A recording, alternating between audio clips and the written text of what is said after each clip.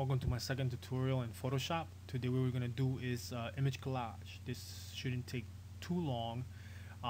What this is going to do is pretty much create small boxes and all different types and shapes to give us a sort of a collage look to our image. I'm only going to use one image here, which is preferably. You can use two images if you like, they're not. But for this purpose we're going to use one. So go ahead and open up your Photoshop. Go to File, Open, select an image, any image, doesn't matter. Here I have an image of a colorful DJ. What I want to do here is pretty much duplicate my layer. So I'm going to go ahead and hit Control J. Well, first let me select Photoshop. Hit Control J, duplicate the layer, name it DJ Copy 1.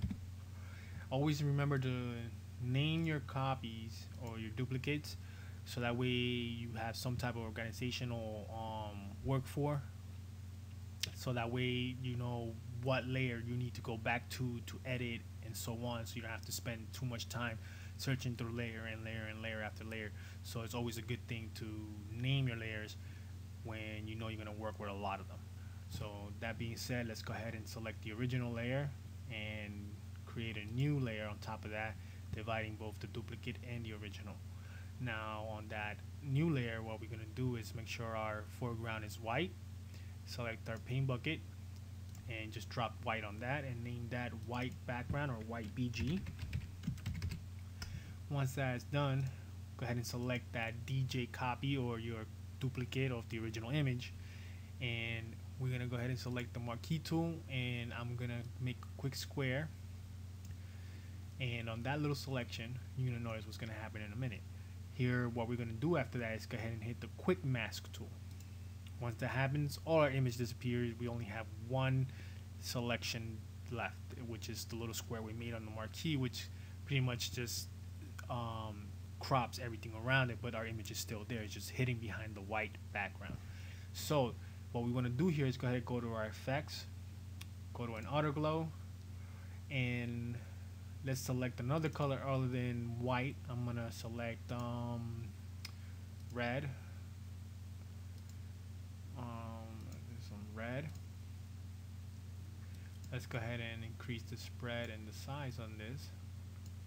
So, and then change this to normal, so that way we have that look on it, sort of a border look. Now you don't have to do an outer glow. You could select a different style if you like. For this purpose we're going to use an outer glow.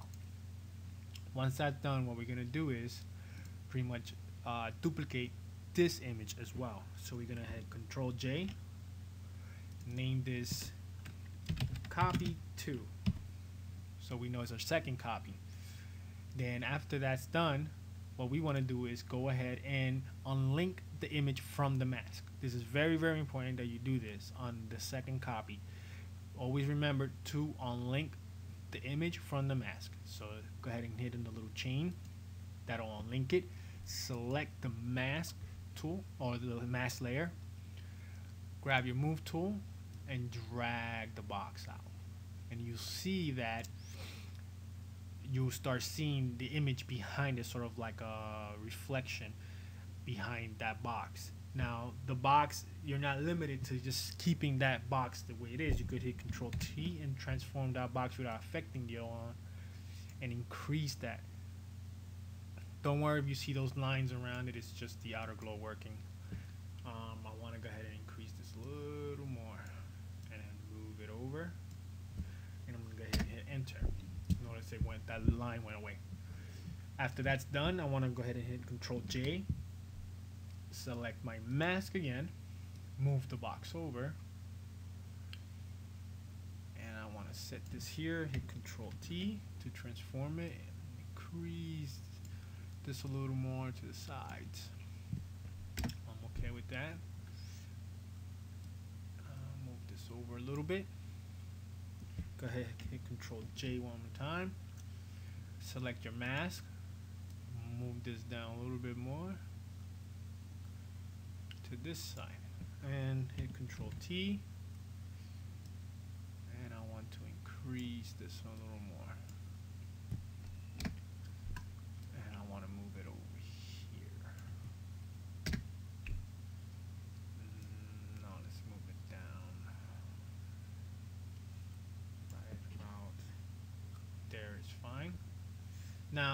If you see that the colors are blending a little too much and you can't tell them apart, then go ahead and change the effects on the outer glow.